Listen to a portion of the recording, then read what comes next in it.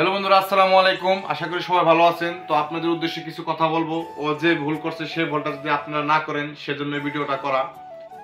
তো অতি প্রথম যখন আমার বাচ্চা হয়, আমার ছেলে বাচ্চাটা হয় মাহিম, আপনারা সবাই চিনেন ওকে।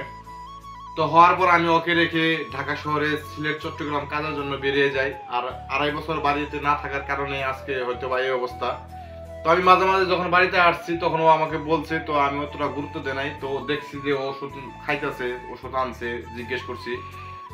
তো ওর ভুলটা ছিল যে ও পরীক্ষা নিরীক্ষা না করেই ও ফার্মেসিতে গিয়ে গ্রামে যে ডাক্তারগুলো থাকে তাদের কাছ থেকে 100-150 টাকার ওষুধ আনছে, 200-500 টাকার ওষুধ আনছে, আইনে খাইছে। তো এরকম খাইতে খাইতে প্রায় 2 বছর হয়ে গেছে। ওষুধ খাইছে, ব্যথার ওষুধ দিছে, ব্যথা কমছে। তো এইভাবে আস্তে আস্তে কিন্তু ওর ব্যথা কমছে, ব্যথা কমে থাকছে, কিন্তু আসল যে রোগ সে রোগটা কিন্তু কখনোই ভালো হয় নাই। তো ভালো না হওয়ার কারণে যে হঠাৎ করে প্রায় 2 বছর পর এরকম তীব্র আকারে রোগটা মানে দেখা দিছে। তো ওকে মনে করেন যে যে বাঁচানোরই এক মানে কষ্টকর হয়ে গেছে, এরকম পরিস্থিতি হয়ে গেছে। হসপিটালে নিয়ে আমরা অক্সিজেন দিয়ে রাখতে হয়েছে। আপনারা অনেকে জানেন যে কি কি করছি, সবই আপনাদের সাথে শেয়ার করছি। তো ও যে ভুল করছে সে ভুলগুলো আপনারা করবেন না, এই কারণে এই ভিডিওটা করা। তো আপনাদের যদি কোনো কিছু হয় আপনারা অবশ্যই একটা বড় ডাক্তারকে দেখাবেন। আর ডাক্তার দেখিয়ে আপনারা ওষুধ খাবেন চিকিৎসকের পরামর্শে। আর না হলে আমাদের মতো এরকম দাঁড়ে দাঁড়ে ঘুরতে হবে, জায়গায় জায়গায় যাইতে হবে, কোনো কাজই কিন্তু হবে না। এই যে দেখেন, প্রায় 50-60 হাজার টাকা পরীক্ষা করলাম, প্রায় 20-30 হাজার টাকা ওষুধ খাওয়ালাম, ডাক্তারে ভিজিট দিলাম প্রায় 20-30 হাজার টাকা। এখন পর্যন্ত আমার রোগী কিন্তু সেম একই রকম রয়েছে। তো আপনাদের কথা অনুযায়ী অনেক ডাক্তার দেখাইছি, অনেকের কাছ থেকে শুনে অনেক ডাক্তার দেখাইছি, কোনো কিছুতে কাজ হয় নাই। তো শেষ পর্যন্ত আপনারা অনেকে বলছেন আমাকে যে ভালো একটা কবিরাজ দেখানোর জন্য। তো আমি সেটাও চেষ্টা করেছি। কালকে এক কবিরাজের কাছে গেছিলাম। তো দেখানোর পর তো আলহামদুলিল্লাহ ও কিছুটা এখন একটু সুস্থ আছে। তো আপনাদের অনেক দোয়া ছিল ওর প্রতি যে ও যেন সুস্থ হয়ে যায়। তো আপনারা দোয়া করছেন এবং আল্লাহর রহমতে ও অনেকটা সুস্থ আছে।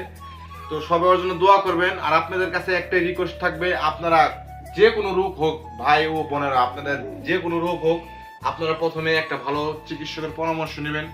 যদি কোনো টেস্ট পরীক্ষা দেয় সেগুলো পরীক্ষা করাবেন, তারপর আপনারা ওষুধ সেবন করবেন। আর তাহলে ওর মতো আপনাদের কষ্ট পেতে হবে। ও এই 4-5 মাসে যে কষ্ট পাইছে, আর ওর যে এই হাত আর এই হাত কেনালা লাগাইতে লাগাইতে একদম শেষ, গ্যাসের ইনজেকশন দিতে দিতে ও 4 মাসের ভিতরে মনে হয় 2 মাস কিচ্ছু খায় নাই, শুধু 2 মাস স্যালাইনের উপরে ছিল, খাইলে ব্যথা হইতো। ঠিক আছে? তো আমি চাই না ও যে কষ্ট পাইছে, ওর কষ্ট দেখে আমি যতটুকু কষ্ট পাইছি, আমার মতো কোনো ফ্যামিলির মানুষ ওকে মানে কোনো কেউ কষ্ট পাক, আর ওর মতো কেউ কষ্ট পাক, সেটা আমি চাই না। এর জন্য ভিডিওটা শেয়ার করা। ভালো লাগলে অবশ্যই ভিডিওটা শেয়ার করবেন, অবশ্যই চ্যানেলে নতুন হলে সাবস্ক্রাইব করবেন। আর আমাদেরকে যারা ভালোবাসেন অবশ্যই আমাদের চ্যানেলটা সাবস্ক্রাইব করবেন। কারণ আপনারা জানেন যে টিকটকে কোনো ইনকাম নাই, ইনকাম করতে হলে ইউটিউবে আমাদের কি ইনকাম করতে হবে। আর এমনি আমরা খুব খারাপ পরিস্থিতিতে আছি। তো সবাই আমাদের সাপোর্ট করবেন।